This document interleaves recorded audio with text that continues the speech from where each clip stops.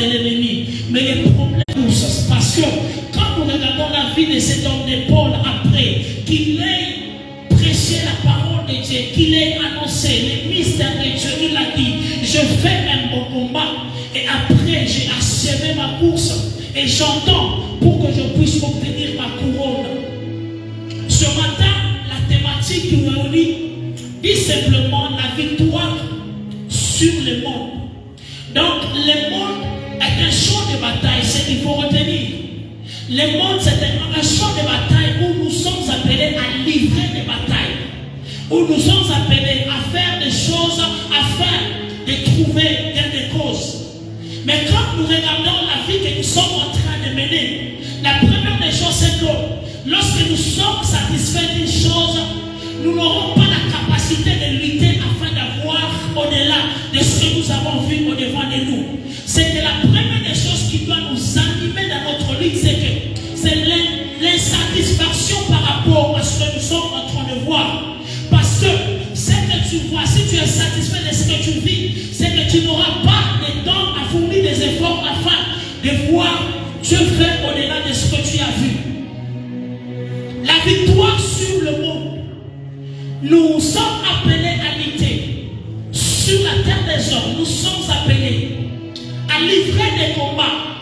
Mais il faut d'abord savoir quels sont les genres de combats, quelles sont les origines ou les personnes avec lesquelles nous sommes en train de combattre. Parce que tu risqueras de combattre celui qui te bénit, pensant que c'est lui qui est en train de chercher à t'abattre. Parce que la victoire dont il est question, c'est sur le monde et sur tous ceux qui sont contre nous. La victoire sur le monde. Et parlant de la victoire selon les origines grecques, la victoire selon les origines plutôt hébreues, ça dit Joshua. Donc quand nous lisons les Écritures, le mot Joshua signifie également la victoire. C'est que la victoire du nom de Joshua, c'est le nom de Josué, qui veut dire simplement l'Éternel sauva. Bien-aimé dans le Seigneur. Et quand je parle de cet homme de Josué, je me réfère à ce que Josué avait fait. Parce que Josué, il n'avait pas le temps de combattre selon ce que les gens voyaient au-devant de lui-même. Josué avait la révélation de combattre en se basant sur le temps.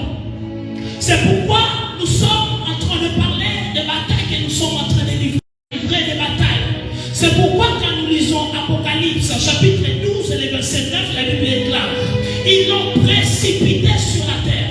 On a précipité les diables, le dragon, les serpents anciens, celui qu'on appelle les diables des hommes. Mais ce qui a attiré mon attention ce matin, c'est que le fait qu'on l'a précipité n'est pas un problème. Mais les déclarations des anges qui ont dit malheur à la terre et aux habitants de la terre, parce qu'il est descendu vers vous animé d'une grande colère, sachant qu'il a peu de temps. C'est que le diable, dans ce qu'il fait, il fait toutes choses en sachant qu'il a peu de temps. C'est pourquoi il n'a pas le temps de chercher à te laisser le temps de respirer. Toutes les fois que tu n'es pas en train de prier, tu n'es pas concentré, le diable est concentré parce qu'il n'a pas de temps à perdre. Bien-aimés dans le Seigneur, ce matin, nous sommes appelés à livrer des batailles. Sur le champ de bataille, c'est le monde où nous sommes en train de vivre, vous et moi. Parce que les diables, si nous ignorons les desseins du diable, il prendra les desseins sur nous parce que nous ne savons pas ce qu'il est en train de préparer. Parce que nous ne savons pas ce qu'il a déjà prévu. C'est ainsi que ce matin, je vais dire à quelqu'un, celui qui ignore les desseins du diable, il est en train de donner l'avantage à cet homme du diable parce que au Corinthe que celui qui ignore les desseins du diable lui donne son avantage. Parce que, autrement dit, on est en train de dire que l'ignorance produit la mort. Parce que la Bible est en train de dire que mon peuple périt faute de connaissance. Bien-aimés dans le Seigneur, c'est ainsi que ce matin, notre première soutien, nous allons l'intituler comme étant la victoire sur le monde par la connaissance. Bien-aimés dans le Seigneur, lorsque nous n'avons pas la connaissance, premièrement,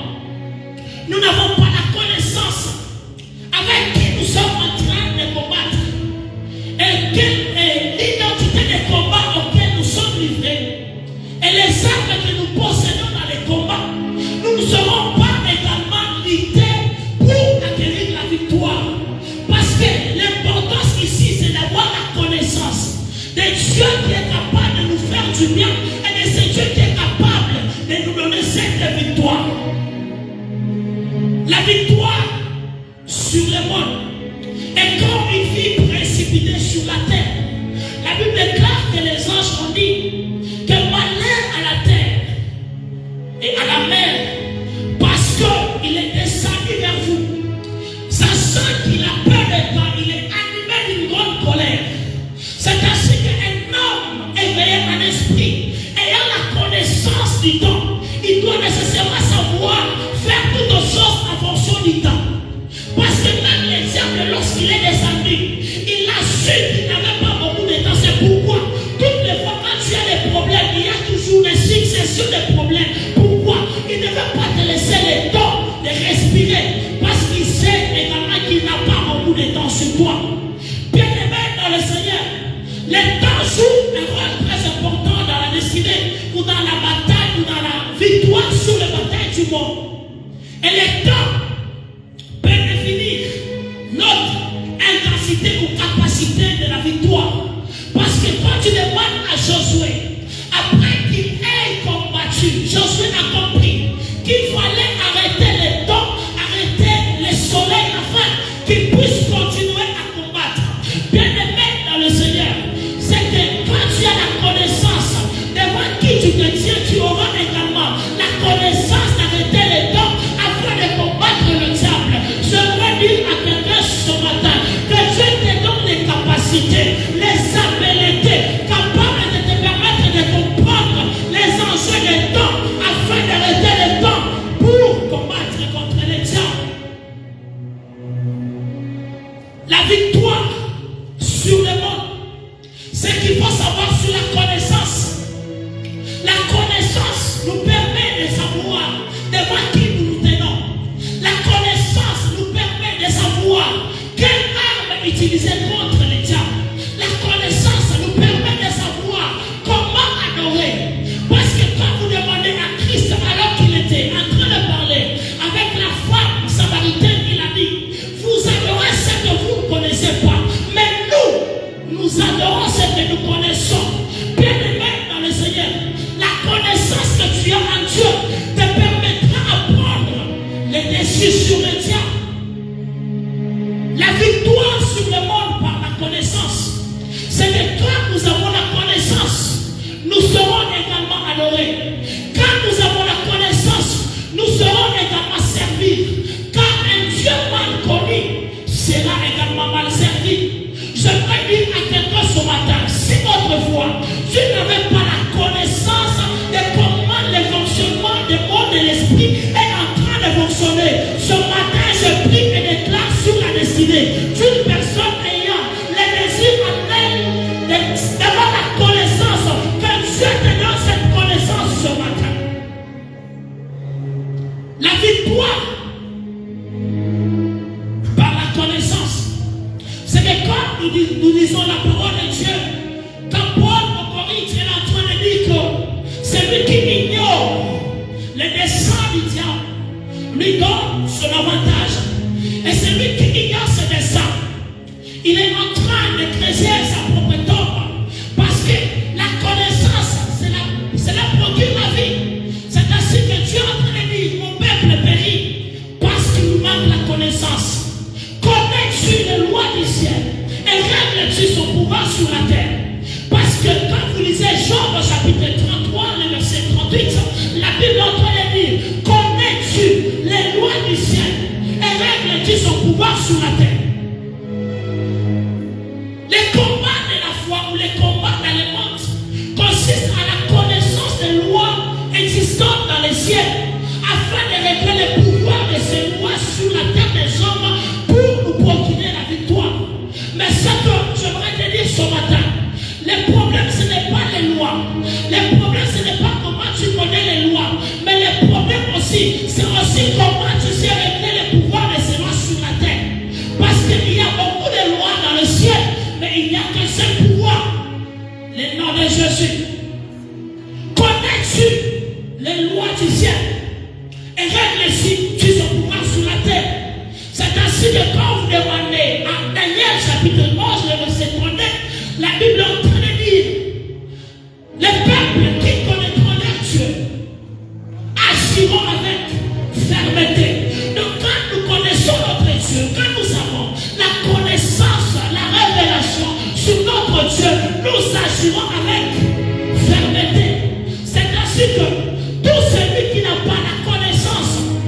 qui il est en train de combattre, et de qui il est également, et de qui il a comme Dieu, ne saura pas non plus avoir le dessus sur l'exemple.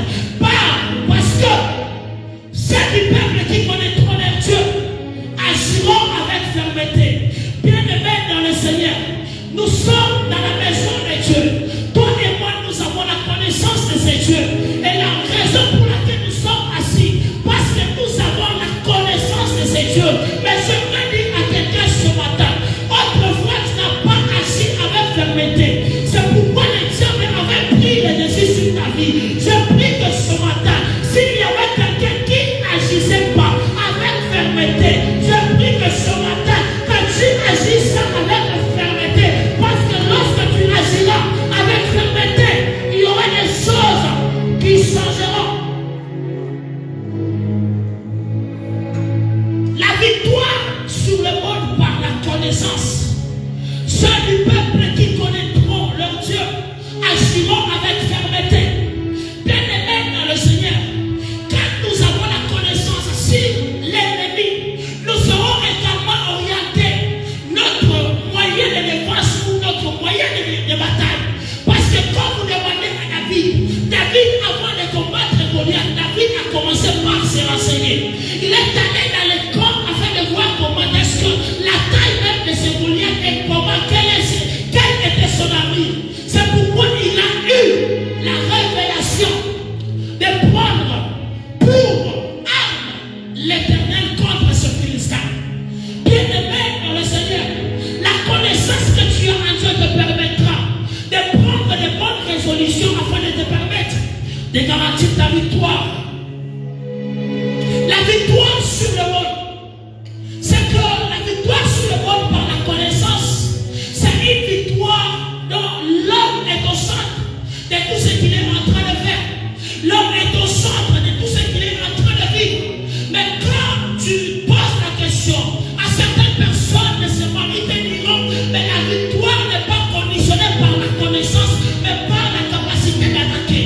Mais j'aimerais te dire ce matin, non seulement tu dois attaquer, mais tu dois aussi avoir la connaissance sur le méthode et avoir la connaissance sur la personne qui est avec. Le problème, ce n'est pas d'avoir des arbitres. Le problème, c'est d'avoir la connaissance pour commencer à planifier comment attaquer. Parce que toute manière de ce monde, il n'y a pas de guerre sans renseignement. Quand on veut lancer une guerre, on commence à prendre connaissance du camp de l'ennemi. C'est prévoir un roi qui prévoyait entrer en guerre contre Israël.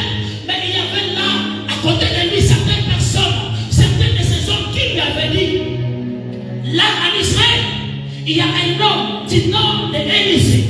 Il a la connaissance et la capacité de voir ce qui est dans notre chambre, même dans la cour, ce qui se traite dans le secret, afin de découvrir ce que nous sommes en train de préparer.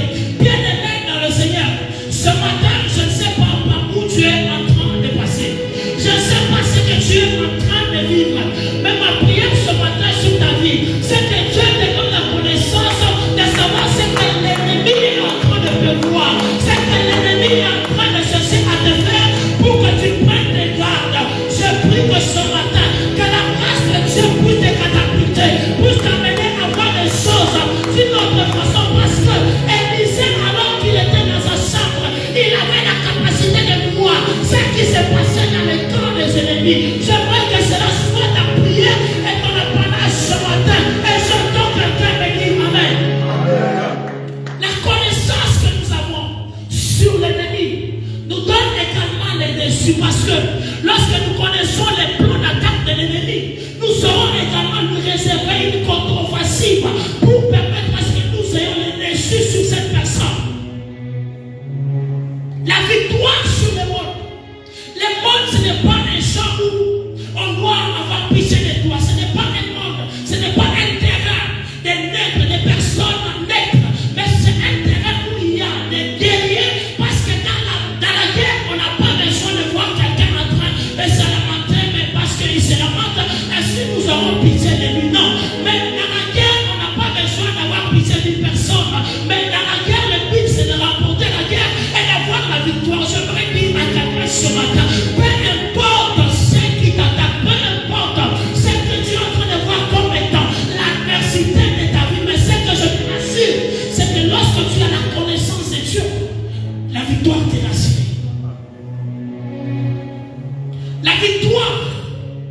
moyen de la connaissance. Mais au-delà d'avoir la connaissance, tu peux souligner le deuxième point. C'est que nous avons également la victoire par l'amour. Nous avons la victoire par l'amour. Parce que la Bible est en train de dire, mais dans toutes choses, nous sommes plus que vainqueurs par celui qui nous a aimés. Bien aimés dans le Seigneur, avant de parler de cet amour, la Bible est en train de dire qu'il s'est levé comme une feuille de plante, comme un rejeton sortant d'une terre desséchée. Bien aimés dans le Seigneur, il y a quelqu'un qui nous a aimés. De par son amour, il a donné son Fils unique afin que quiconque croit seulement à lui, mais qui ne périsse point, mais qui ait la vie éternelle. J'aimerais dire à quelqu'un ce matin, parce qu'il est celui qui nous a aimés en premier, afin de nous accorder la victoire. Je prie que la victoire de Dieu soit ta victoire ce matin. La victoire de Jésus soit ta victoire ce matin. Parce qu'il a dit, mais dans toutes choses, nous sommes plus que vainqueurs par celui qui nous a aimés. Puisqu'il nous a aimés, nous sommes déjà vainqueurs parce que l'amour de Dieu fait de nous des vainqueurs. La victoire par l'amour, c'est qu'il faut savoir. L'amour commence au commencement à produire le salut parce que la Bible est en train de dire au commencement Dieu, après Dieu, il a dit je vais descendre sur la terre des hommes afin de sauver ces hommes. Lorsqu'il est descendu, l'amour a produit le salut parce que les dons gratuits que nous avons reçus, toi et moi, c'est le salut. Mais l'amour est très important dans notre lutte sur le monde. Quand nous lisons les Écritures, la Bible déclare à toutes choses, nous sommes plus que vainqueurs par celui qui nous a aimés. Bien aimés dans le Seigneur, il y a certains combats dans la vie que nous ne pouvons pas vaincre parce que nous avons lutté. Il y a certains combats dans la vie, nous ne pouvons pas vaincre parce que nous avons exercé une certaine force. Nous avons manifesté l'amour. Parce que la Bible est en train de dire dans Matthieu, chapitre 5, le verset 44, qu'il faut toujours prier pour ses ennemis. Quand on demande de prier sur ses ennemis, ce n'est pas une prière qui consiste à condamner tes ennemis. C'est qui consiste à conserver la vie des ennemis. Parce que lorsque Dieu fera de nous des gens, de quelqu'un dans la société, que ses ennemis voient la main de Dieu et qui se convertissent. Il y a certaines batailles qu'on ne gagnera pas parce que nous avons lutté. Il y a certaines batailles qu'on ne gagnera parce que nous avons combattu. Mais il y a certaines batailles que nous gagnerons parce que nous avons l'amour. La Bible est en train de dire qu'il faut prier pour ses ennemis. Et même nos ennemis, ce n'est pas leur donner la chance d'avoir le dessus sur nous. Et même les ennemis, ce n'est pas de donner la chance à ces personnes d'avoir le dessus sur nous. Parce que la Bible est en train de dire que nous devons être aussi prudents comme les serpents. Et nous ne devons pas non plus le ressembler. Bien-aimé dans le Seigneur, peu importe l'amour que tu peux déverser pour un ennemi, mais sache toujours qu'il reste toujours ton ennemi. Ce qu'il faut savoir, c'est que l'amour triomphe toujours. Et l'amour nous donne toujours le dessus sur le monde. Parce que la Bible est en train de dire qu'il faut d'abord aimer ses ennemis et prier pour ses ennemis. Et bénir aussi ceux qui nous maudissent. Parce que quand nous bénissons ceux qui nous maudissent, Dieu aura le temps de faire sa vengeance. Parce qu'il a dit à moi la vengeance. Parce qu'il a dit à moi la vengeance et la rétribution. Je redis à quelqu'un ce matin, à Dieu la vengeance et la rétribution. Parce qu'il a dit, qui est-tu prendre la montagne devant Zorobabel? Zorobabel était un assistant, était une personne comme toi et moi, qui est resté calme en train de voir la conversation de Dieu avec la montagne. Qui es-tu? La montagne devant Zorobabel. Tu seras aplani, tu seras aplani et effacé sur la terre. Je veux dire à quelqu'un ce matin, il y a de ce matin lorsque tu te permets de montrer l'amour et que tu laisses la vengeance à Dieu, Dieu ne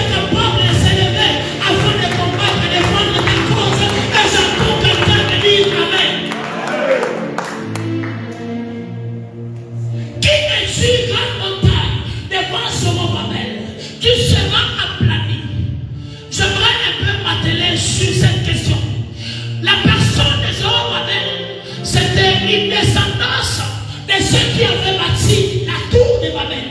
Ceux qui avaient bâti la tour de Babel n'avaient pas eu le temps de terminer la tour parce que Dieu ne leur avait pas fait grâce. C'est ainsi que la descendance de ce jour-là, c'était la personne de Zorobabel. Mais quand Dieu se lève, il dit à Zorobabel, tu construiras et tu achèveras. Ce n'est ni par ta force, ni par ta puissance, mais c'est par mon esprit. Bien aimé dans le Seigneur, ce n'est ni par ta force, ni par ta puissance, mais c'est par l'Esprit de Dieu. J'aimerais dire à quelqu'un ce matin, peu importe ce qui t'accable, peu importe les réalités auxquelles Dieu est en train de faire face, peu importe les batailles que Dieu est en train de livrer, ce n'est ni par ta force, ni par ta puissance, mais c'est par l'Esprit de Dieu.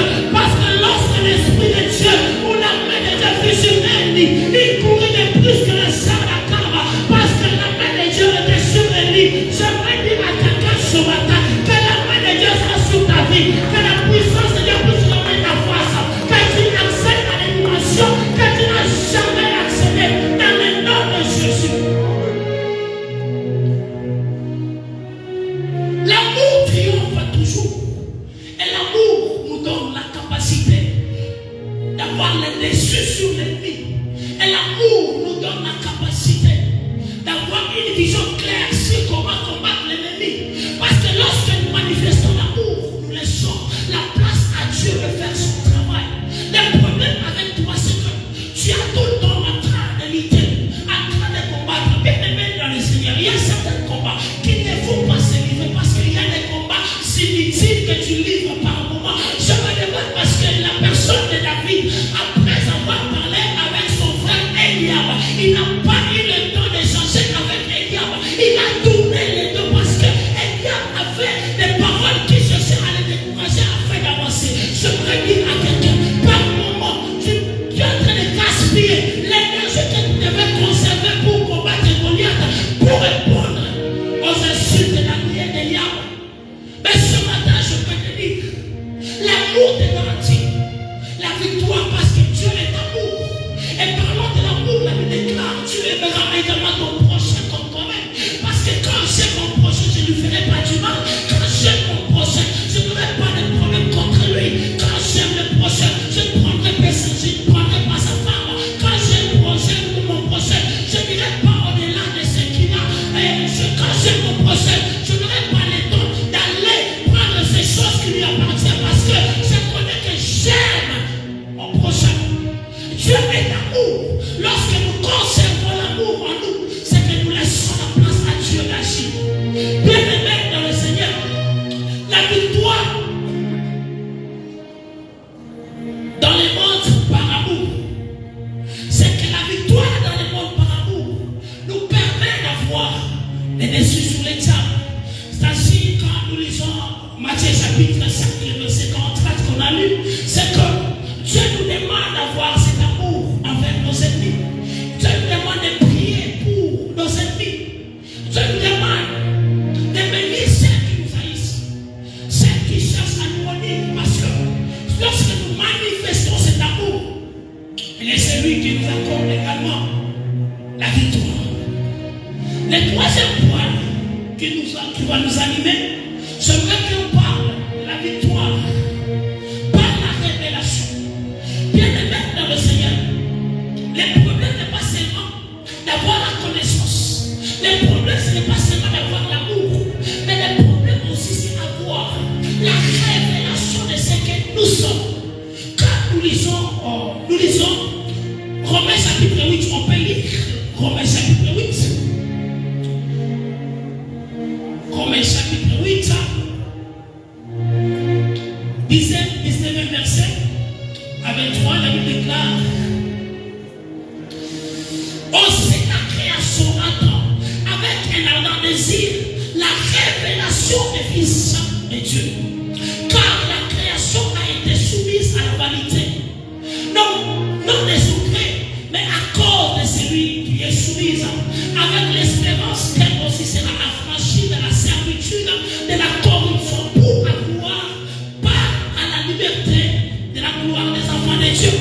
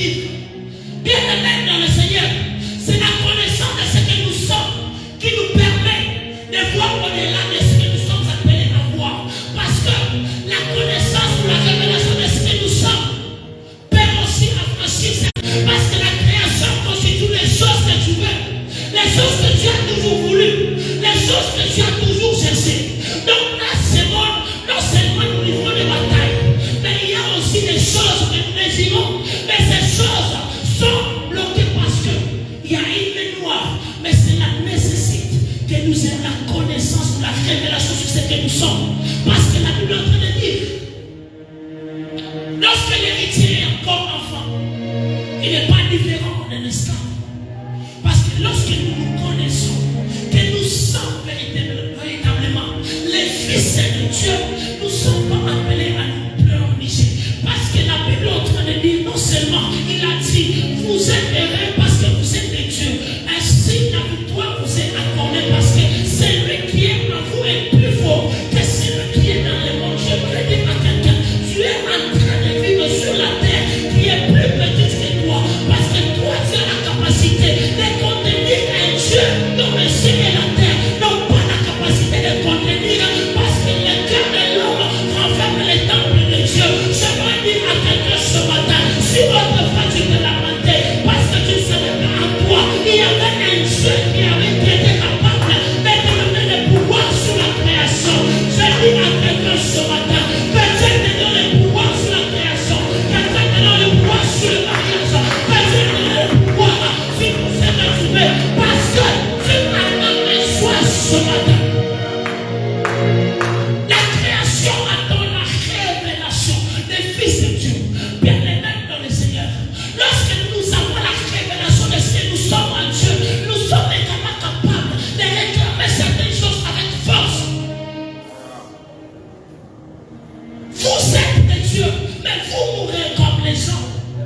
Vous êtes des dieux, mais vous mourrez comme les gens.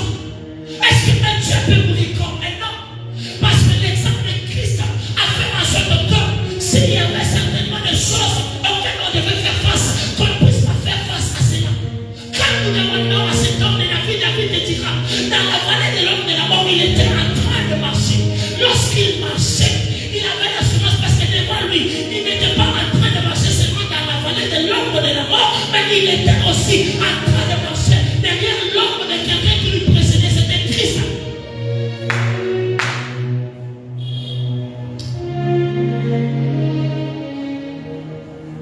La victoire dans le monde par la révélation.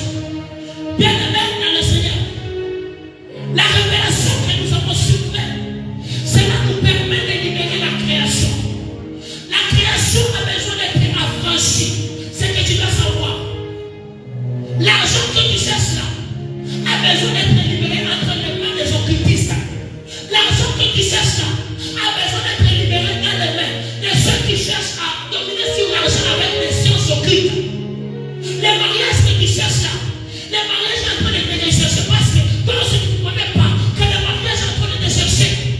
Les moches que tu as besoin, il y a les moches qui sont en train de te chercher parce qu'étant faisant partie de la création, il y a des choses que toi et moi cherchons, mais ces choses nous recherchent également. Mais le problème c'est qu'on n'a pas encore pris conscience de ce que nous sommes.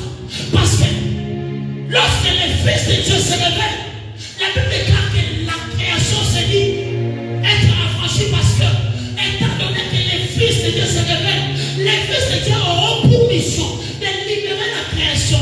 Mais la Bible est en train de dire que la création a été vouée à la vanité, non pas de son propre gré, mais par celui qui lui a soumise. Donc il y a une personne qui avait soumis la création. Il y a une personne qui avait soumis tout ce que tu cherches. C'est la personne d'Adam.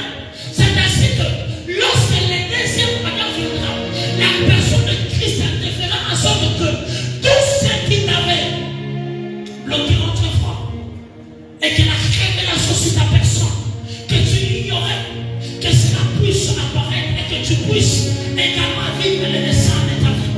Je vais dire à quelqu'un ce matin, puisque la création est en train de soupirer afin de te voir réussir.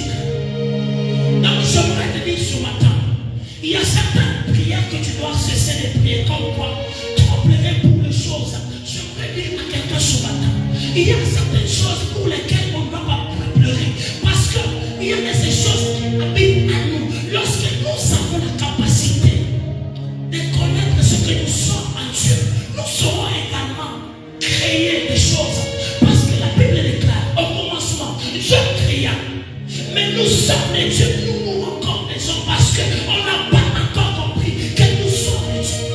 On n'a pas encore compris que nous sommes des dieux sur la terre des hommes. Parce que la Bible est en train de dire dans Ésaïe chapitre 66 que le ciel est votre trône, la terre pour marcher pied. Quelle maison allez-vous me construire? C'est que l'homme n'a pas une maison qui peut construire pour Dieu. C'est que je veux dire à quelqu'un ce matin, c'est que tu es le temple de Dieu. D'après ce que Paul a dit, l'homme, le cœur de l'homme est le temple de l'esprit, le temple de Dieu. Donc un Dieu qui a été, que le ciel et la terre n'ont pas su contenir, mais c'est Dieu. Demeure en toi. C'est l'esprit de Dieu. C'est l'esprit qui avait résisté Christ habite en vous. Vous aurez également la capacité de résister les morts, d'avoir le dessus. C'est les choses de ce monde. Bien aimé dans le Seigneur. Il y a certaines batailles qu'on ne doit pas livrer.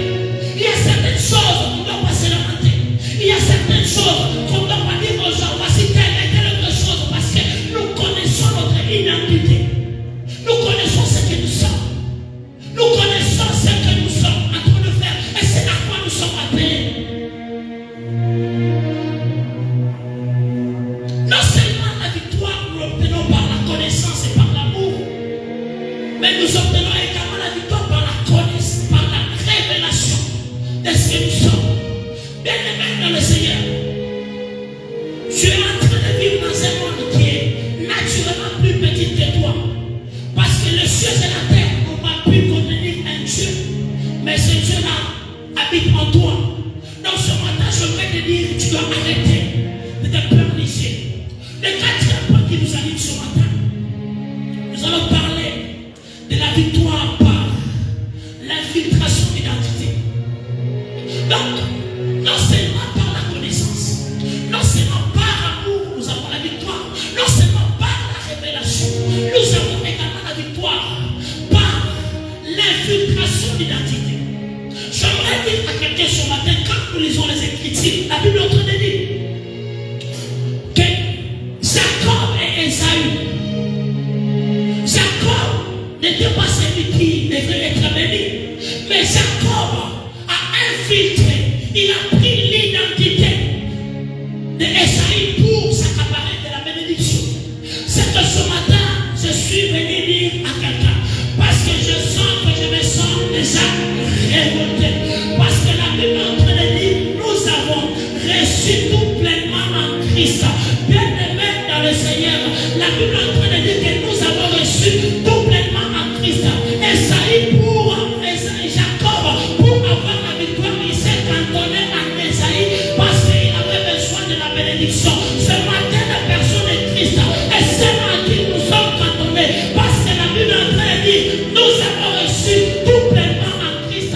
Lorsque nous avons reçu tout pleinement en Christ, nous avons la capacité de faire des choses que Christ a fait. Nous avons la capacité de dire au mort ressuscite.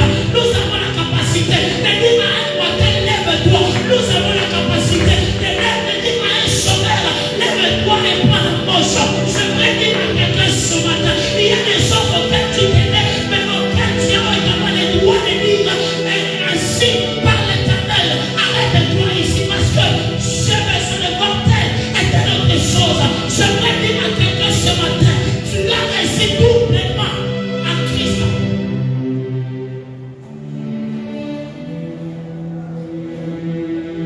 C'est ainsi que Philippe dit que je prie tout, non pas par moi-même, mais par celui qui me fortifie.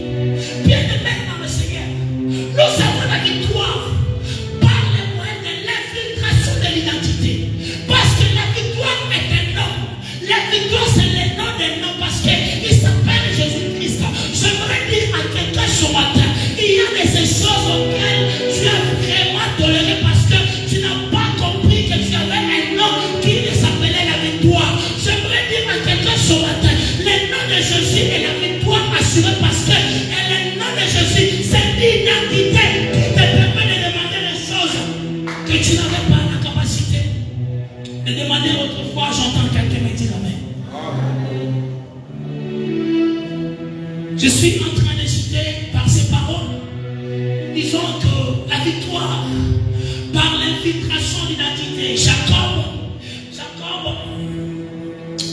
déclare que Jacob, ils sont partis. Il a dit, j'aimerais que je puisse d'abord bénir mon fils aîné. Et le fils aîné, c'était Ésaü. Et la Bible déclare que lorsque sa maman a entendu la conversation d'Ésaü avec son fils, Isaac avec son fils Ésaü, la Bible déclare que la maman a concocté un plan pour permettre à ce que Jacob puisse avoir la bénédiction.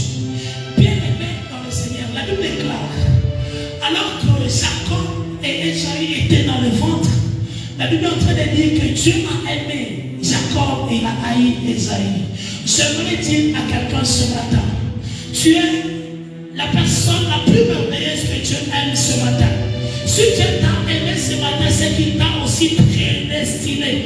Parce que s'il t'a prédestiné, il t'a aussi orienté à ce que tu puisses avoir ce que tu es appelé à avoir. J'aimerais dire à quelqu'un que tes destinées sont des chemins auto-tracés entre les mains de Dieu parce qu'il t'a déjà prédestiné. Il t'a déjà prédestiné.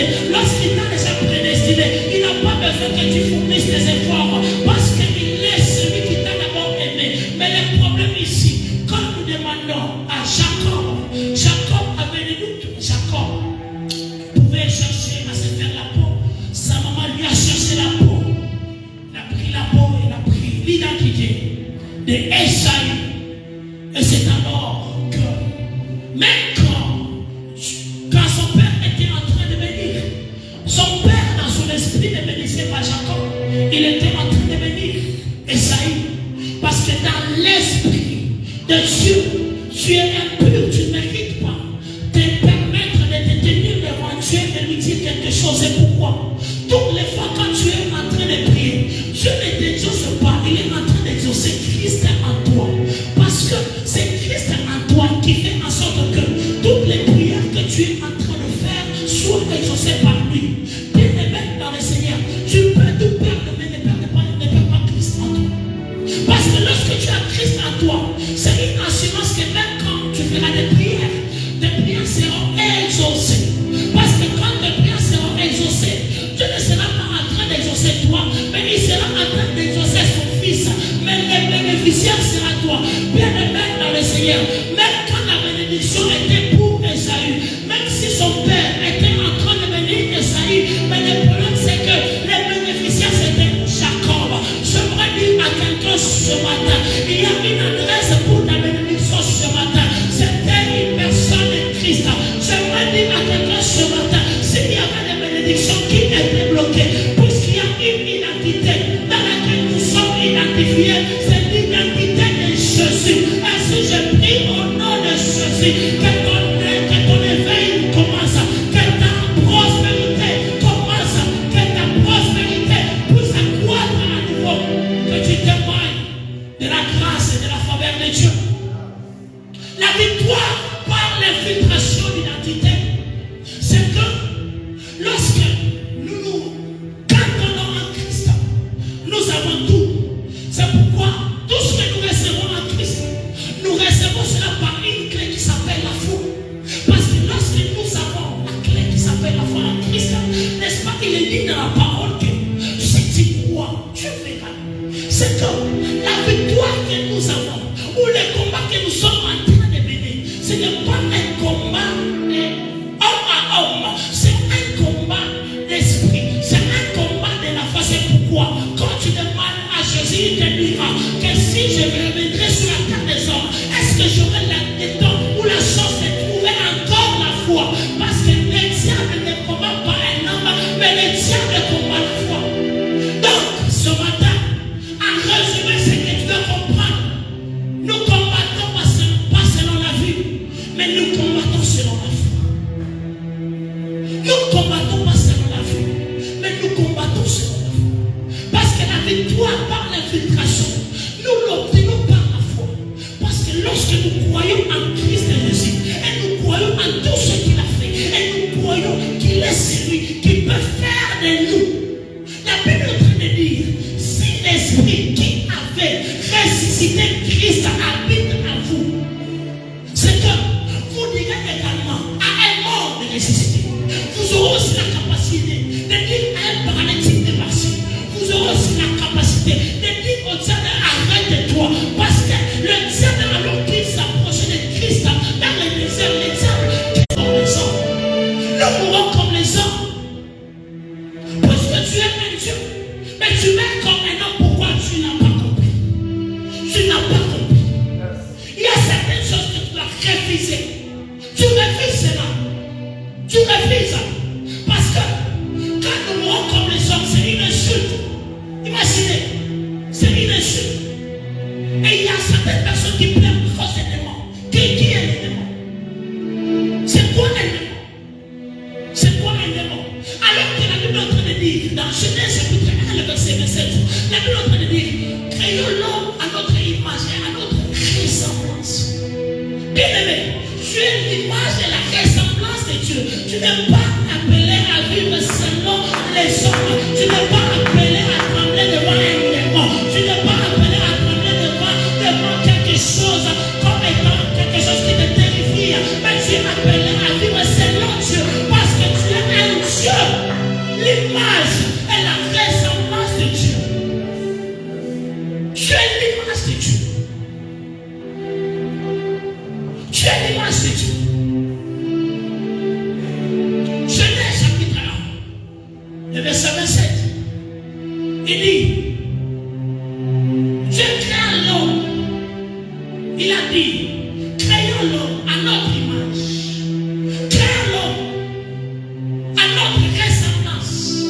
Qui domine? Frère, il y a certaines choses que tu ne dois pas tolérer. Il y a certaines batailles que tu ne dois pas consommer.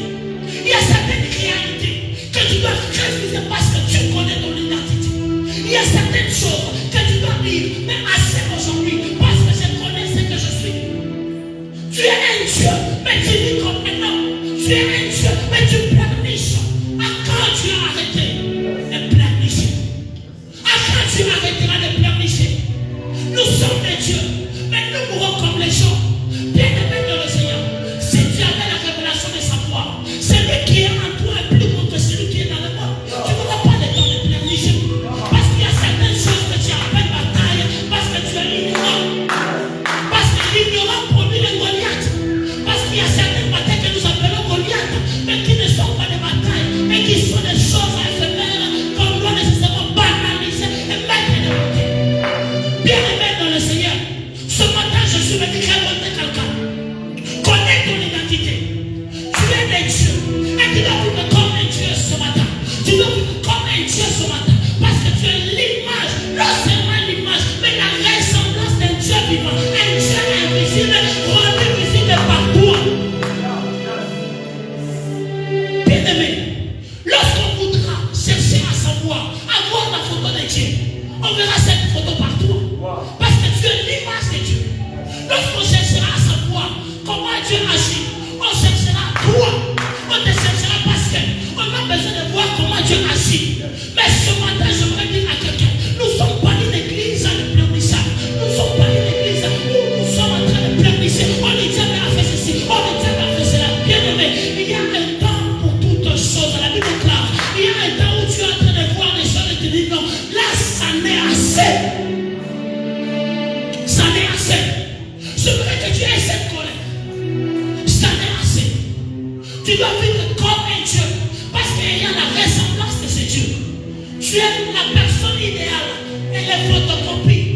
Je ne peux pas dire les photocopies, la photocopie, mais plutôt l'image réelle de Dieu.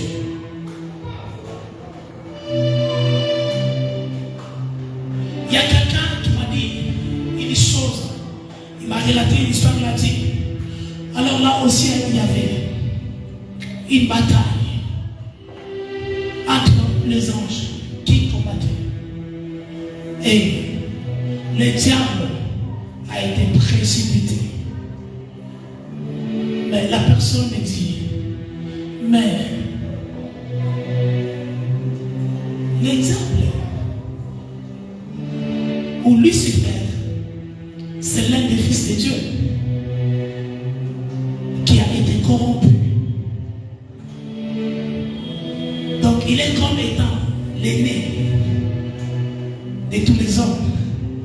Mais quand on les fait descendre sur la terre des hommes, des personnes vulnérables, comme toi et moi, selon lui. Quel serait notre sort? Bien-aimé dans le Seigneur, ce matin, je montre l'homme, si l'homme n'avait pas quelque chose de grand en lui, j'aimerais dire à quelqu'un ce matin, si tu vois les diables t'attaquer, c'est que tu as la capacité aussi de les vaincre. Si tu vois quelque chose t'attaquer, tu as aussi la capacité de vaincre cela. Et quand nous lisons Psaume chapitre 20, le verset 7, la Bible est en train de dire, ceci on les chats, cela on les chevaux. Mais nous, j'aimerais reformuler, nous avons l'assurance parce que nous avons à nous celui qui est plus fort que le char, celui qui est plus fort que les chevaux. C'est que lorsque nous avons l'identité de ce que nous sommes, lorsque nous avons la connaissance de ce que nous sommes, lorsque nous avons la révélation de ce que nous sommes, nous serons également capables de dénicher la vérité et de combattre les diables d'une très bonne façon. C'est pourquoi la Bible est en train de dire, ceux-ci ont l'air chats et ceux-là ont l'air chevaux. Mais nous nous confions à notre Dieu parce qu'il est celui qui a créé les chats et les chevaux. C'est ainsi que quand les serviteurs d'Élisée voudraient dire à Élisée, mais regarde derrière, il y a beaucoup de chats et l'armée est en train de chercher comment entrer. La Bible est en train de dire que seulement l'homme de Dieu lui a mis la main sur ses yeux. Il a vu que ceux qui étaient avec eux étaient plus grands que ceux qui étaient avec leurs ennemis. Il y a certaines choses que tu appelles combat parce que tu n'as pas encore vu. Il y a certaines choses que tu appelles bataille parce que tu n'as pas encore compris. Il y a certaines choses que tu appelles Goliath parce que tu sembles être encore dans l'ignorance de ton identité. Mais lorsque tu auras la révélation de ton identité véritable, il y a certaines choses que tu n'appelleras pas combat.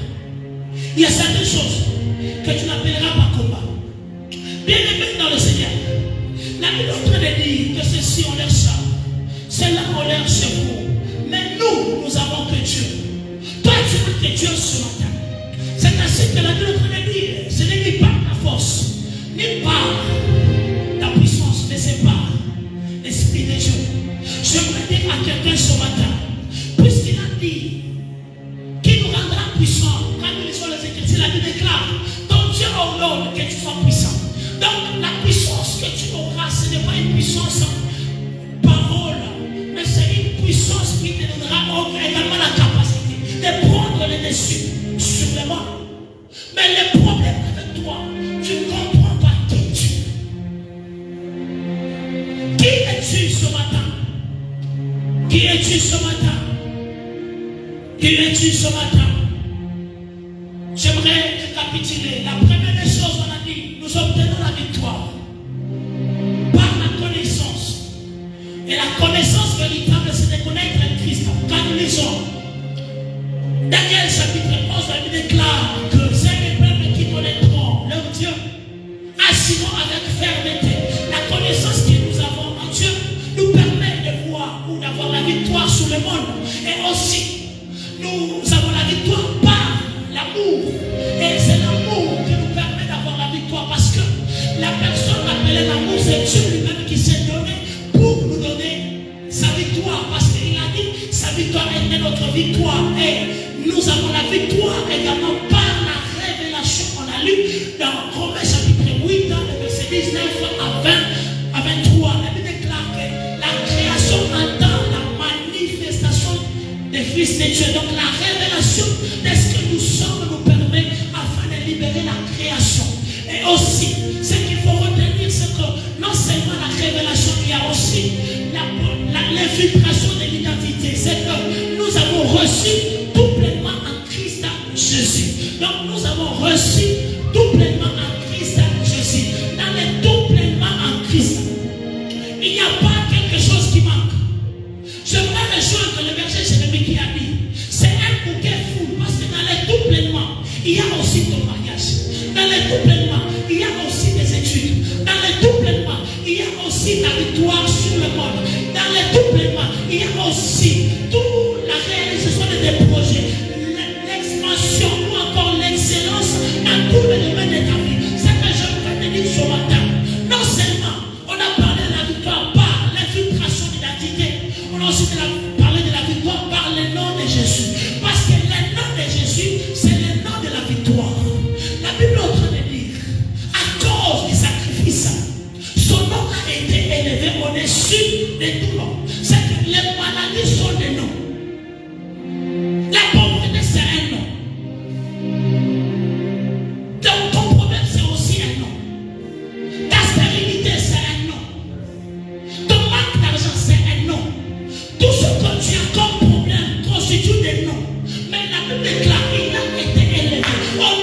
au-dessus de tous les noms.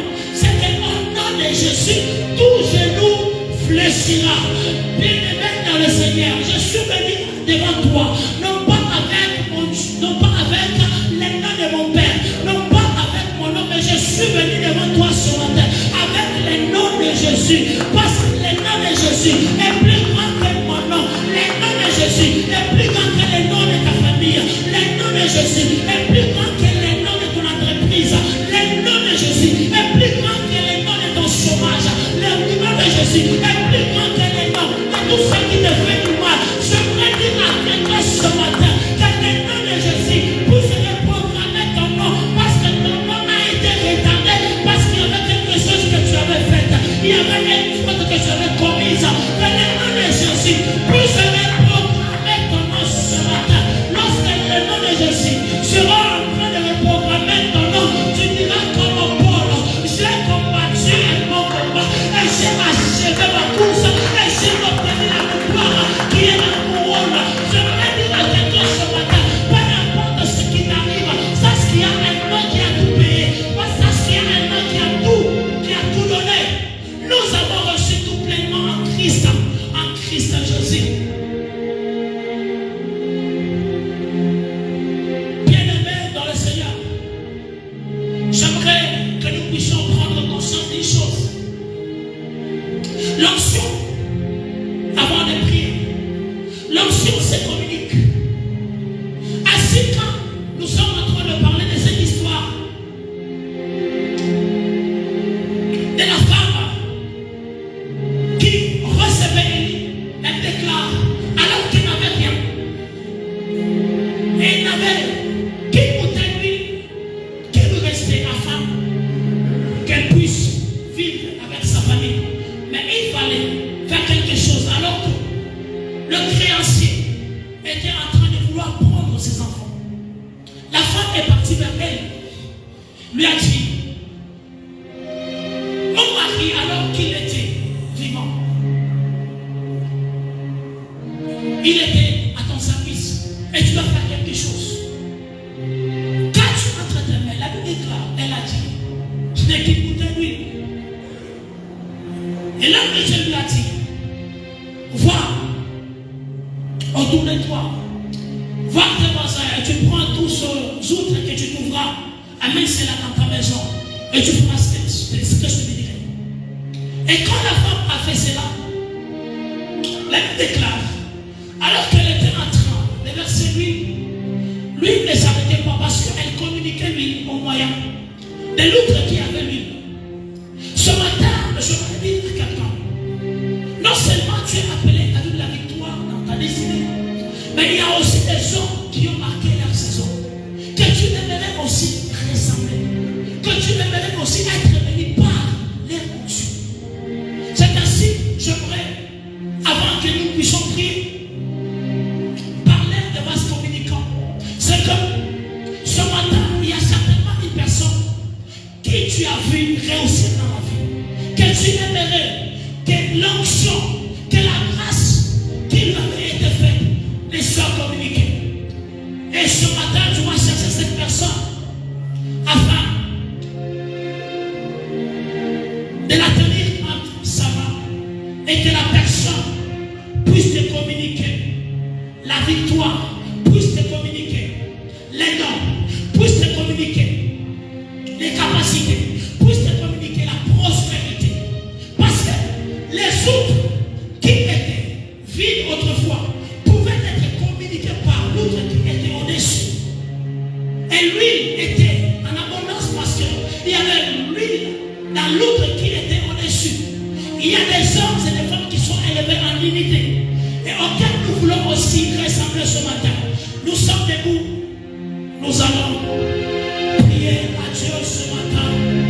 Tu vas te rapprocher avec une personne que tu connais, qui a certainement quelque chose à te communiquer.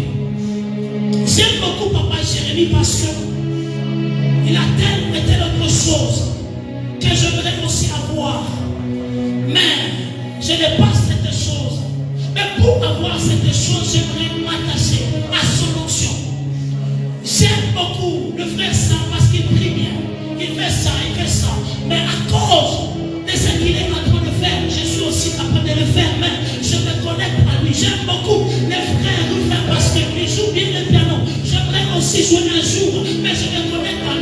peuple